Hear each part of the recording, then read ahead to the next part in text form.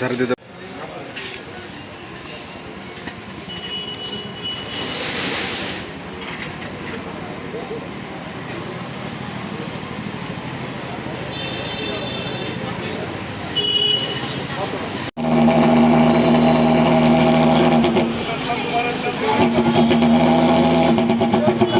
গ্রামে বলতে ইউনিয়ন ধরে ধরে প্রচার করার যদি সম্ভব হয় প্রচার করবে।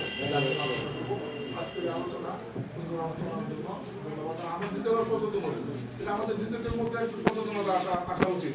আমরা আমার ঘর, আমার বাড়ির আশেপাশে, আমার প্রতিষ্ঠান, আমার শিক্ষা প্রতিষ্ঠানগুলি, বিশেষ করে শিক্ষা প্রতিষ্ঠানগুলি, কারণ শিশু বাচ্চা, প্রাইমারি শিক্ষা প্রতিষ্ঠান, primary school, high school, school খুলে চিঠি করে দেওয়া উচিত। এভাবে আলোচনা করা উচিত। আমরা সবাই সচেতন হবো, একে অপরের প্রতি সহনশীল হবো। আমরা আজকে সুন্দর আলোচনা এবং এই আলোচনার জন্য আমাকে দাওয়াত দেওয়ার জন্য আমি আমার উপজেলা বিএনপির পক্ষ থেকে আমার মাননীয় সংসদ সদস্য মোস্তাফিজ বাবুর পক্ষ থেকে ধন্যবাদ জানাচ্ছি উপজেলা প্রশাসনকে।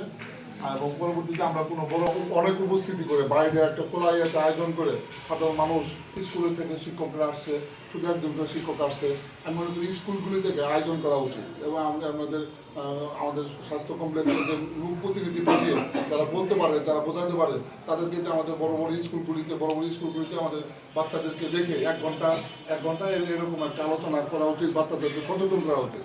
এবং আমাদের উপজেলা প্রশাসনের ব্যথাটা হবে, এই তিনটা ব্যথা আপনার থাকবে।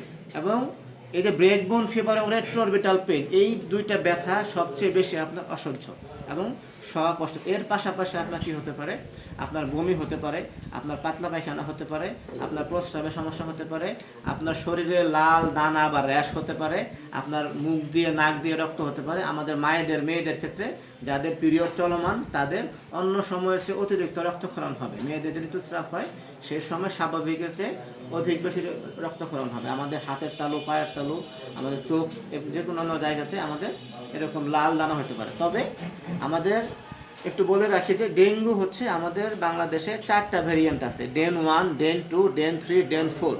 আর ভাইরাসের একটা মজার বৈশিষ্ট্য আছে, সেটা হচ্ছে যে সে তার রূপ পরিবর্তন করতে পারে। প্রাইভেট অনেক ক্লিনিক আছে আমাদের এখন। এই বিষয়গুলো যদি আমরা এখন থেকে পরিষ্কার পরিচ্ছন্নতার আওতায় নিয়ে আসি, ইনশাল্লাহ আমাদের উপজেলাতে অন্তত আমরা এটুকু আমরা মনে করবো ইনশাল্লাহ যে কোনো ধরনের এরকম প্রকোপ হবে না। তো এই ধারাবাহিকতায় আমরা